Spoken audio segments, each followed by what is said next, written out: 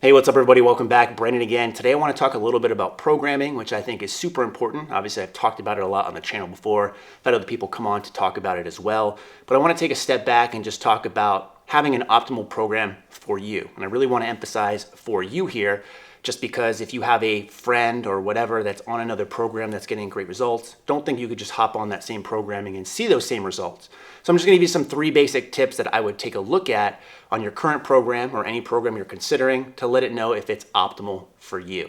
Now, just because one of your programs maybe hits 1, 2, or even all 3 of these, doesn't mean it's not a good program, but it would just raise some red flags in my mind if you see a trend here.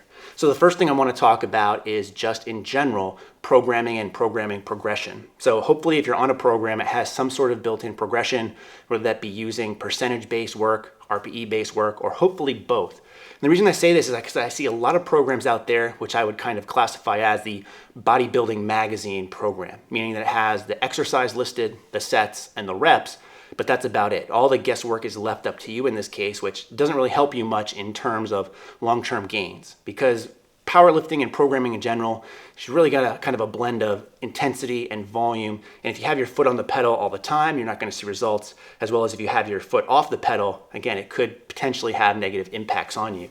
So this is where progression really helps and comes into play, especially if you're paying for programming and all you're getting are exercises, sets, and reps. That is definitely a red flag. I would be super weary of that. I kind of liken it to if you're given a recipe to cook, let's say a cake, and all you're given is the ingredients and the list of what you need, but not the quantities at which you need. So chances are you could probably use some guesswork, throw some stuff together, and you could get a cake, although it's probably going to be a little bit of a hodgepodge creation where it's not going to be as tasty or as presentable as if you had all the ingredient quantities listed for you and in specific instructions on how to cook it. The same thing can be true of your programming. If a lot of the guesswork is left up to you, chances are if you're just finding a program online, whether it be free or even paying for it, you probably don't have the know-how to program correctly, which is no fault of your own, but that should be something that is taken care of for you. So be wary if you see that in your own programming. The next thing I want to talk about is the programming is based around you. So is it really catered towards how you like to lift and any specific sticking points or plateaus that you've seen? Chances are it's probably not. If it's a mass program that you're getting either again for free or even paying money for that's not custom created for you, chances are that over time you're not going to see as good of results as if someone was working specifically to get through any of those sticking points or plateaus that you've seen. Because if you're on just a simple template that doesn't change over time, chances are if you develop a certain sticking point in one of your main lifts and you're not doing anything actively to address those sticking points, nothing is going to get fixed. So I would definitely be wary of that, especially if you're paying for programming. I would hope that, again, built in with progression, you'd have something set up specifically for you in order to help you get through what you need to.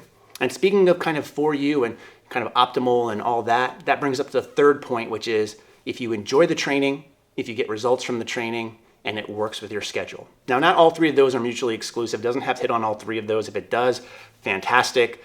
But if not, depending on your own goals and your own preferences, you might be able to get away with some of those. So for example, you might hate your training, but if you're getting the best results that you've ever seen, then that might be doable for you. I know for me personally, it would not be.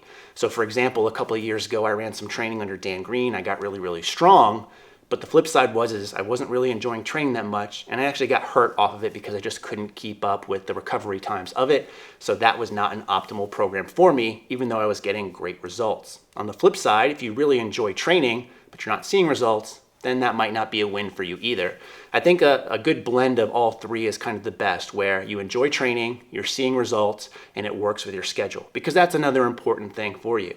If you can only train 3 days a week and your program has you in there 5, then that doesn't really work. Or if you really like to be in the gym and your training program only has you in there 3 days per week, and you start adding a bunch of stuff and changing the program, again, probably not the best program for you.